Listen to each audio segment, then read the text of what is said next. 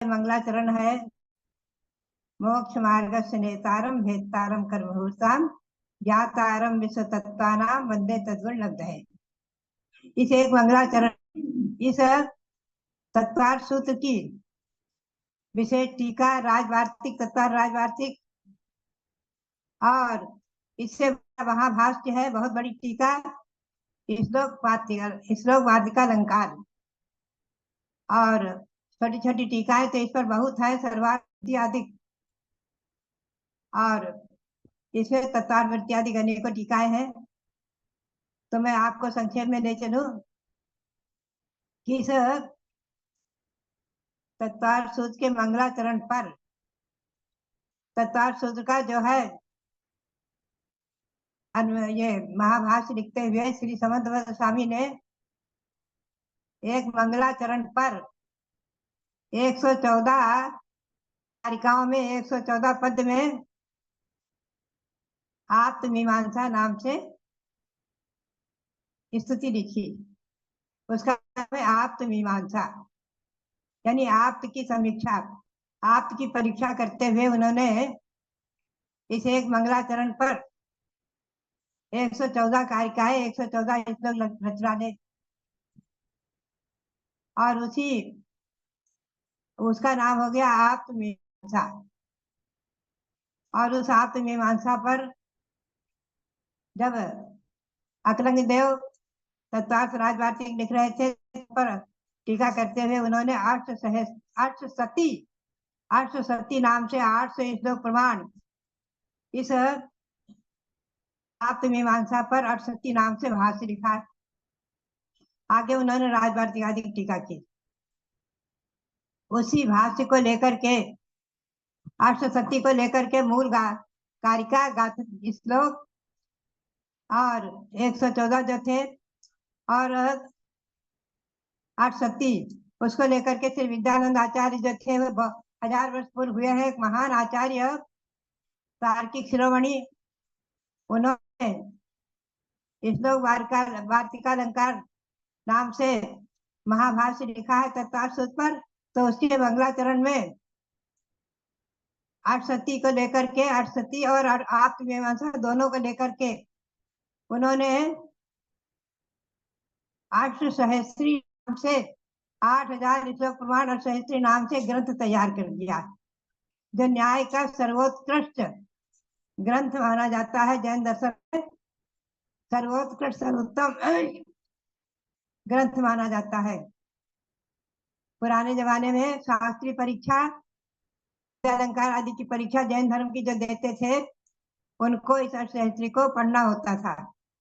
इसमें बहुत से विषय ऐसे हैं जो अनेक प्रकार के जो भिन्न भिन्न भारत में और दुनिया भर में जो नाना प्रकार की विचारधाराएं हैं। कोई आत्मा को नित्य कहते हैं, आत्मा नित्य ही है। कोई कहते हैं आत्मा अनित्य है, क्षण क्षण में नष्ट हो रहा है।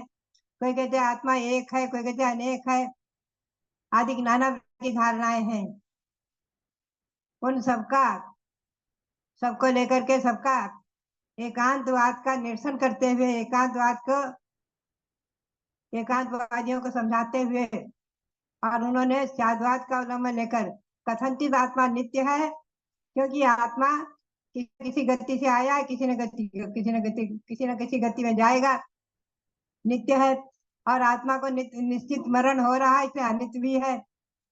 आत्मा एक है, अनेक भी है, आदि अनेक योनियों में परिभ्रमण कर रहा है, 84 लाख योनियों में आदि। तो इस प्रकार से इन सभी विचारधाराओं पर समीक्षा करते हुए और शाद्वाद का अवलंबन लेकर अनेकांत का अवलंबन लेकर, अनेकांत का क्या ये है कि अनेक धर्म जिसमें मौजूद है और कथनचित की शैली से कथनचित आत्मा नित्य है, क्योंकि नाना प्रकार की गति में एक जीव जाता रहता है। यही जो किसी न किसी पर्याय से आया है, आगे देवादि पर्याय को प्राप्त करेगा। प्रत्येक की आत्मा स्वतंत्र है, भिन्न भिन्न है, एक नहीं है आदि। और संसारी भी है और शुद्ध निश्चय से मुक्त भी है, व्यवहार निश्चय संसारी है आदि। अनेक प्रकार से इन भिन्न भिन्न एकांत दुराग्रह की विचारधारा निरसन करते हुए कथंतित की शैली से, त्यागवाद की शैली से इसमें जैन शासन को, भगवान महावीर के शासन को, भगवान देव के शासन को अच्छी तरह से पुष्ट किया है। इसी का नाम अष्टसेहस्त्री है। तो ये एक मंगलाचरण तत्पाठ सूत्र का केवल मंगलाचरण, और मंगलाचरण पर समंत भद्र स्वामी के द्वारा की गई आप्त मीमांसा, उसको लेकर के, उस एक मंगलाचरण की आप्त मीमांसा को लेकर के 8 सती जो अकलंग देव ने रची, उसके ऊपर श्री विद्यानंद आचार्य ने अष्टसहस्त्री नाम से एक महान ग्रंथ तैयार किया। इसके बाद उन्होंने श्लोक भारती लिखा है, तो एक मंगलाचरण पर अष्टसहस्त्री बन गई, एक महान ग्रंथ है। तो बात यही, जैन दर्शन का एक अनूठा सर्वोत्कृष्ट ग्रंथ माना जाता है। तो मैंने संक्षेप में इसका रहस्य बताया। अब मैं आपको ले चलूं ईस्वी सन 1969 में हमारे प्रसादी जो मोती सागर हुए हैं, ब्रह्मचारी थे, और अनेकों हमारे संघ में ब्रह्मचारी बहने, आरिकाएं, मुनिगण, वो उस समय अष्टसहस्त्री का स्वाध्याय चल रहा था, अर्थात अष्टसहस्त्री को मैं पढ़ा रही थी, और मैं कहती थी मैं स्वाध्याय कर रही हूँ, अष्टसहस्त्री पढ़ा रही थी। मैंने पढ़ा नहीं था, लेकिन पढ़ा रही थी। उस समय इन शिष्यों के आग्रह से, कुछ विद्वानों के आग्रह से, पंडित राज वगैरह, इन लोगों के आग्रह से मैंने उसका हिंदी अनुवाद करना शुरू किया ईस्वी सन 69 में, चतुर्मास में। और योगा योग से अगला चतुर्मास हो गया टोंक में, राजस्थान में टोंक गांव है, और वहां मेरा बराबर अनुवाद चल रहा था। दिन भर तो मैं पढ़ाती थी, 8-8 दोनों घंटे, प्रातःकाल 3 घंटे, मध्याह्न में 12:30-1 बजे से लेकर के शाम के 5 बजे तक अध्ययन कराती थी, और रात्रि में सामायिक करके और मैं लिखने बैठ जाती थी, दीपक की रोशनी में, लालटेन की रोशनी में। और पिछली रात्रि में भी लिखती थी, रात्रि में 2-3 घंटे सोती थी, 1 घंटे 2 घंटे, और बराबर लिखती रहती थी, उसका अनुवाद करती थी। आज भी वो कॉपियां मेरी पेंसिल से लिखी हुई मौजूद है, कुछ स्याही से लिखी, कुछ पेंसिल से लिखी है। तो अनुवाद करना मैंने शुरू किया इन शिष्यों के आग्रह से कि माता जी ये बहुत क्लिष्ट ग्रंथ है, हमें समझ में नहीं आता है। तो मैंने शुरू कर दिया था अनुवाद, और विद्वानों ने आग्रह किया। पंडित इंद्रलाल जी शास्त्री और पंडित सत्येंद्र जी शास्त्री उज्जैन से आए हुए थे, और भी अनेक विद्वान लोगों ने बहुत आग्रह किया कि माता जी इसको आप छोड़ना नहीं, इसको पूरा करके हमें दीजिए, इसको पूरा कर दीजिए। तो मुझे भी उसमें आनंद आता था, मुझे भी जो है नई नई पंक्तियों में नया नया अर्थ झलकता था, बड़ा अच्छा लगता था।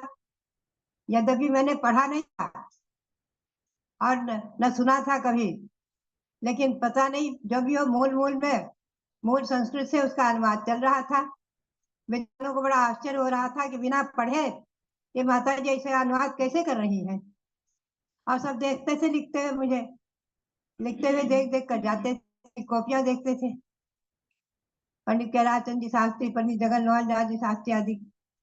और योगा योग से अगला चातुर्मास टोंक हुआ, और उसके बाद संघ का विहार हुआ, टोडा राय सिंह राजस्थान में गांव है।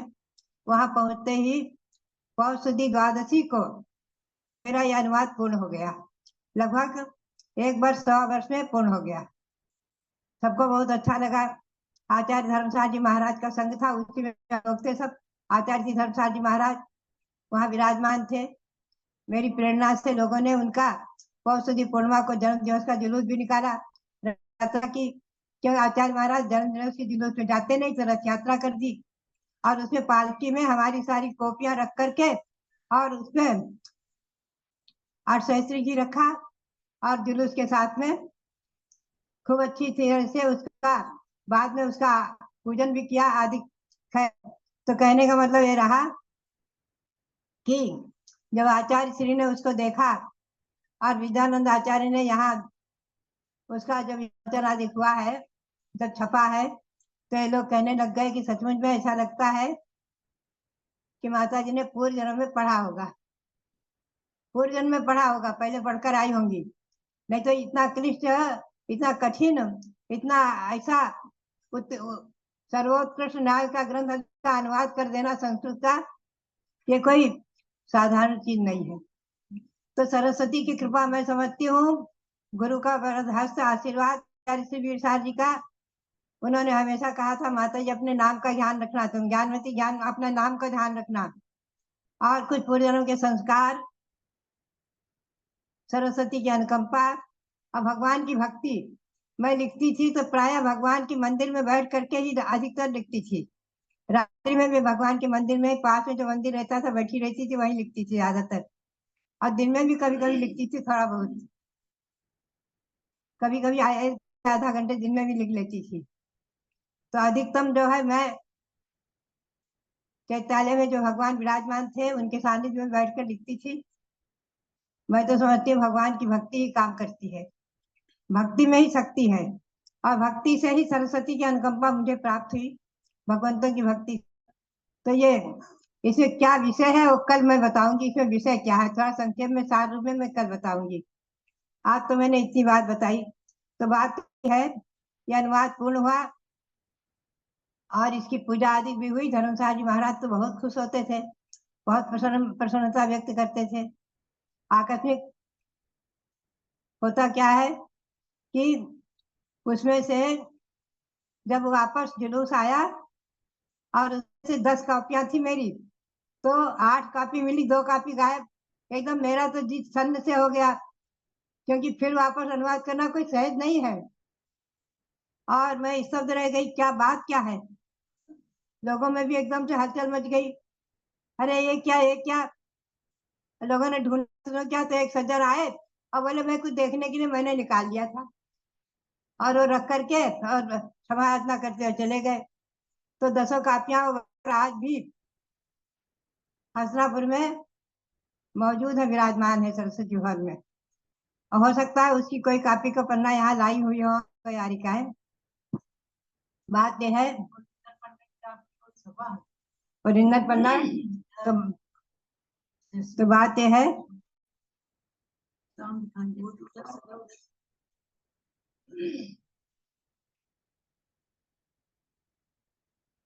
तो बात यही है कि इस प्रकार से जो है कई एक ग्रंथ ऐसे रहे हैं मैंने बिना पढ़े ही पढ़ाए और उनका अनुवाद किया भी कराया भी। जैसे प्रवेकर वार्तन का मैंने हमारी शिक्षा जिनमती को पढ़ाया और उनसे अनुवाद कराया। उसको भी मैंने पढ़ा नहीं था कभी प्रवेकर वार्तन को। ऐसे ही गोमटसार कर्मकांड, उसके अनेकों चार्ट बहुत बारीकी से, उसको भी मैंने हमारी शिक्षा आदिमती को पढ़ाते हुए उसका अनुवाद कराया आदि। तो बात यही है, ये मूल कॉपी है मेरा हाथी के पेज। तो बात यही है कि कुछ पूर्व जन्म के संस्कार तो निश्चित ही है, इसमें तो कोई दो राय नहीं है। पूर्व जन्म में मैंने पढ़ा जरूर होगा, और इस जन्म में भी मैंने जो सरस्वती माता की आराधना की है, हमेशा सरस्वती की भक्ति की है, मैं समझती हूँ उसकी कृपा प्रसाद से जो है यह ऐसे दुरूह सर्वोत्कृष्ट जैन दर्शन का न्याय ग्रंथ सर्वोत्कृष्ट इसका अनुवाद और मेरे द्वारा जो हुआ, तो विद्वानों ने बहुत ज्यादा इसकी मूल्यांकन किया। विद्वान ने तो यहाँ तक कह दिया कि माता जी आप जैन कुल में क्यों पैदा हो गई। मैं देखने लगी, मैं कह रही क्या कह रहे हैं। वो बोले अगर और पैदा हुई होती तो आज आपको एक तराजू के पल्ले में बिठा कर दूसरे में सोने की मोहरें रखकर तोला जाता, आपका इतना मूल्यांकन करते। और हमारे समाज में कोई मूल्यांकन विशेष नहीं। हमने कहा मूल्यांकन के लिए तो मैंने अनुवाद नहीं किया है, मैंने अपने ज्ञान की वृद्धि के लिए, अपनी जो है शुभोपयोग के लिए अपना शुभोपयोग बना रहे। और शिष्यों को जो पढ़ाती थी वो लोग आग्रह करते थे कि माता जी आपने पढ़ाया, मैं तो भूल गया, इसका हिंदी तो नहीं, मैं क्या करूं। आपने संस्कृत में पढ़ाया। मोती चंद कहते माता जी मैं परीक्षा नहीं दे पाऊंगा शास्त्री की, मैं कैसे दूंगा, आपने पढ़ाया और मैं भूल गया। न्याय तीर्थ में ग्रंथ था। हमारी चंद्रावती जी इन्होंने तो जो है इन्होंने भी इसका अभ्यास करके और इसे सारा को रट करके और 3-4 महीने में ही इसकी परीक्षा दे दी थी। तो बात यही है, हमारे रविंद्र कुमार ने 3 वर्ष के कोर्स को 3 महीने में तैयार करके और 3 महीने में और एक वर्ष में ही तीनों कोर्स की परीक्षा दे दी थी, तीनों को। वो जो कोर्स चलता था 3 वर्ष के कोर्स में। तो बात यही है कि पूर्व जन्म के संस्कार से भी इन लोगों ने ही जो सरस्वती की आराधना गुरु भक्ति की है, उसके फलस्वरूप ये लोग जो है इस प्रकार से इसके सारांश भी हमने उसमें दिए हैं। बहुत यथास्थान सारांश है। विद्वानों का अति आग्रह रहा है कि माता जी इन सारांश को आप अलग से छपा दो, जो सभी लोगों के लिए काम आएंगे। लेकिन योगा योग से अभी तक छपने का साहित्य योग नहीं आ पाया, सारांश नहीं छप पाया अलग से। 55 सारांश है, उनको मैंने अलग से भी कॉपी में लिख दिया था और उसका ये लोग अध्ययन कर लेते थे और अधिकतम सारांश को पढ़ करके जो न्याय के विषय को समझकर परीक्षाएं दे लेते थे। तो बात यही है कि ये न्याय का सर्वोपरि ग्रंथ, अष्टशास्त्रीय ग्रंथ और उसका प्रथम जो ग्रंथमाला स्थापित की हमारी संस्था में, वीर ज्ञानोदय ग्रंथमाला, उसका प्रथम पुष्प नाम से छपा है। और ये अष्टशास्त्री जयवंत रहे। आप लोग स्वाध्याय करो, समझो ना समझो, मैं तो कहूँगी नहीं भी समझो तो भी पढ़ना चाहिए। पढ़ करके और क्या कहीं ना कहीं कुछ ना कुछ तो समझ में आएगा, कुछ ना कुछ समझ में आएगा, आपको अच्छा लगेगा। तो इस प्रकार से यह श्री ग्रंथ जयवंत रहे। इसी भावना के साथ सरस्वती माता को नमन करते हुए आप सब बहुत बहुत मंगल आशीर्वाद। श्री ग्रंथराज की जय।